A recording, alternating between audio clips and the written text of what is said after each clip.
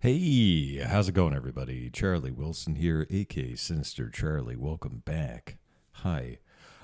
This one I said I was going to do, and I forgot to do it. I think like last month somebody requested this, and I totally forgot about it. I think it was the wife of somebody who said they worked on this one of these planes, one of these drones. I got the X-47B, America's $1.5 billion stealth drone. Let's go ahead and subscribe. It's military related. Why not? Yeah, so I was in the Navy, not this kind of Navy. I was on the green side. I wasn't on the fleet side. So, yeah, I never been on a ship. I was in the Seabees. So, I don't know what this is all about. I assume it's about a drone. So, sorry, let's check it out. Go.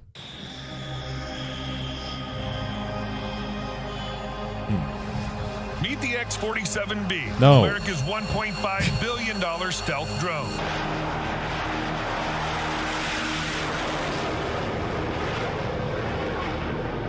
I would assume this isn't in use yet, or maybe it is. I've never heard of it up until now, so I could be wrong.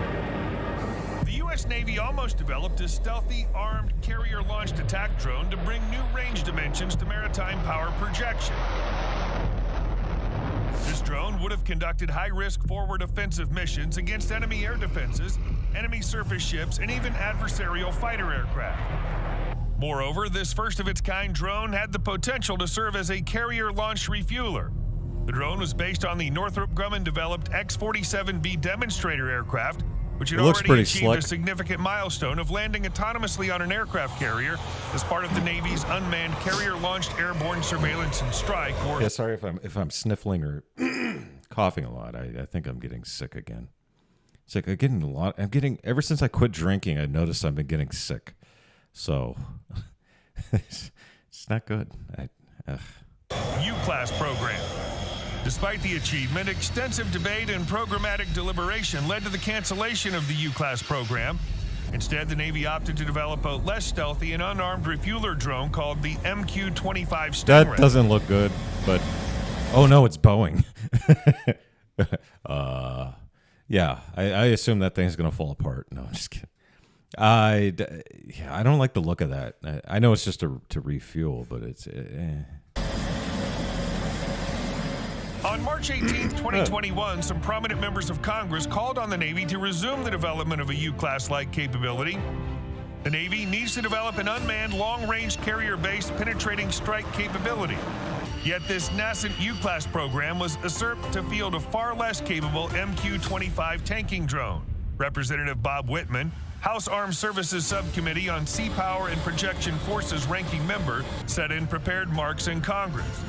Retired in April 2015, the U.S. Navy's two X-47B, known by their call signs as Salty Dog 501 and Salty Dog 502, represent the most significant progress in unmanned combat aerial systems to date.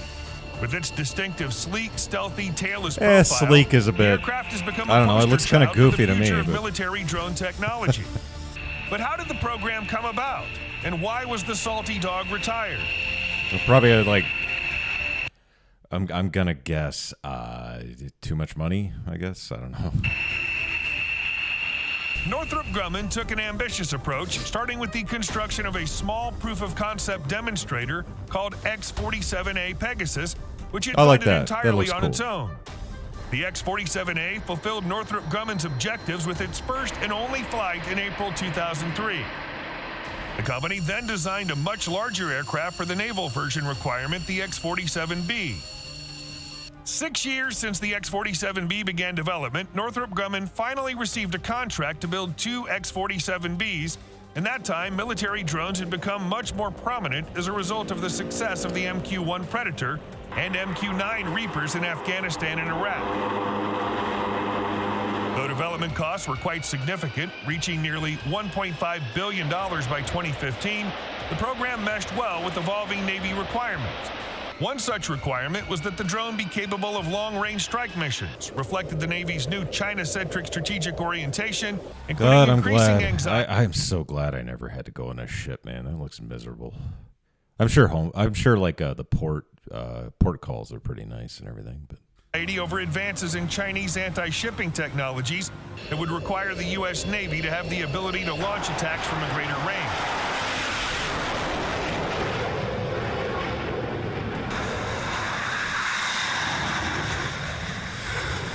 The X-47B has an overall design similar to that of the Northrop Grumman B-2 Spirit. It features a blended wing body with no vertical stabilizer, and above its pointed nose sits the air intake for a single Pratt & Whitney F100 220U turbofan engine, which is the same engine used in the F-16 Fighting Falcon. The engine is a two-shaft afterburning turbofan that produces shaft. Sorry, I had to. I was in the Navy. I had to make. You said shaft. Up to 17,000 pounds of thrust. The engine's designed to provide the drones with a high level of performance and maneuverability. The X-47B has a wingspan of 62 feet and a length of 38 feet, with an empty weight of approximately 14,000 pounds and maximum takeoff weight of 44,000 pounds. It can provide a cruising speed of 685 miles per hour and has an operational range in excess of 2,100 nautical miles. Its operational altitude is up to 40,000 feet. The X-47B's flight test began in 2011 and lasted slightly over 4 years. During this period, it demonstrated the ability to perform a full range of shipboard and non-combat aerial operations, such as deck handling, launch and recovery, integration with manned aircraft operations, and in-air refueling from a manned tanker. These were all significant achievements for autonomous UAVs. Then, when the X-47B autonomously landed on the aircraft carrier USS George H.W. Bush, many hailed it as a historic moment in the development of military drone technology, as carrier landings are among the most challenging tasks for pilots. I was going to say, that would be probably the most difficult part. But then again, I think a machine might be able to do it better as opposed to a human pilot. You would think. Because, it is one of the most difficult things to do. So I hear. I've never landed a plane before. I don't know if you know that. On November 10th, 2013, the testing of the X-47B continued aboard the USS Theodore Roosevelt. During this phase, the digitized carrier-controlled environment of the UAV was tested, including the communication and interaction between the drone and carrier personnel during launch, recovery, and flight operations.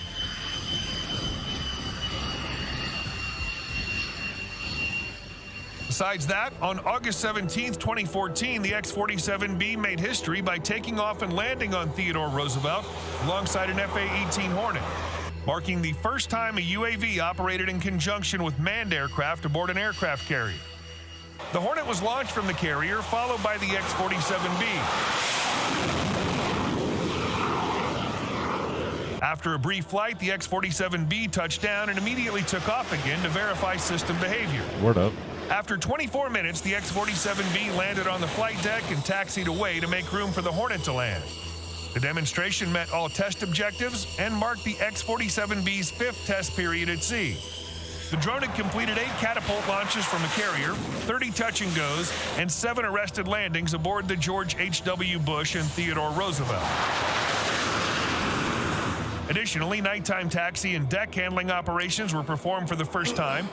The X-47B met its objective of performing launches and recoveries at 90-second intervals with manned Hornets. In April 2015, the X-47B achieved another milestone by successfully conducting the world's first autonomous aerial refueling. I hear that's Omega Air difficult. KC-707 tank. We used to, that was the company that used to fly us to, like, Iraq and stuff. Yeah. Over the coast of Maryland. This marked the completion of all primary demonstration tasks required of the drone. It was within limits, 20027, and that was at time 55, so it's staying pretty strong. It may go over. Although the X-47 successfully proved that a carrier air wing could operate a large drone, the ability to operate in a contested high-threat and dynamic environment, which is the Navy's ultimate goal for a carrier-based combat drone, is much more challenging. Since the X-47B program did not include any weapons or intelligence, surveillance, and reconnaissance ISR tests, it failed to validate the unmanned combat air vehicle's survivability in a range of contested threat environments, nor did it establish which missions would be best suited for such technologies.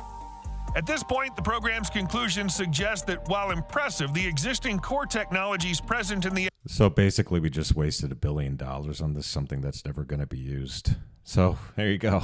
There's your government. It's like, all right. X-47B may have some way to go before they can support autonomous combat operations. In February 2016, the Navy decided to repurpose the X-47B from a surveillance and strike aircraft into a reconnaissance and aerial refueling drone with limited strike capability. Yeah.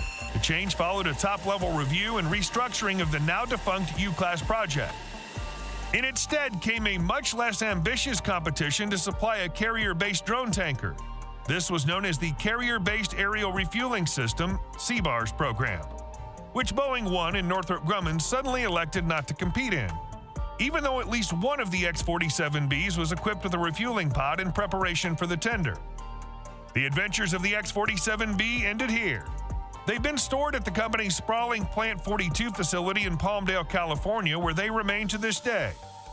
It's deeply regrettable that the X-47B never entered service, and as a result, the Navy took a step back. Is it regrettable? However, a new drone, the MQ-25 Stingray, is scheduled to join the fleet in 2026 as an aerial refueling drone.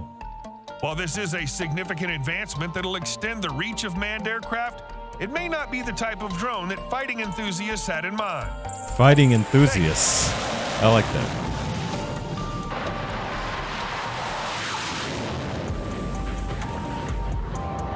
That guy's excited. That guy was very excited about that.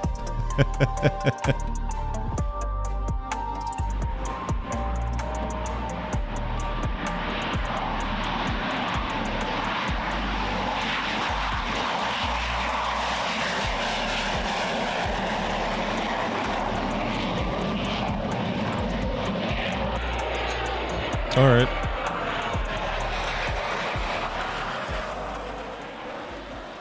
Is that it? Are we good? Okay. All right, there you go. I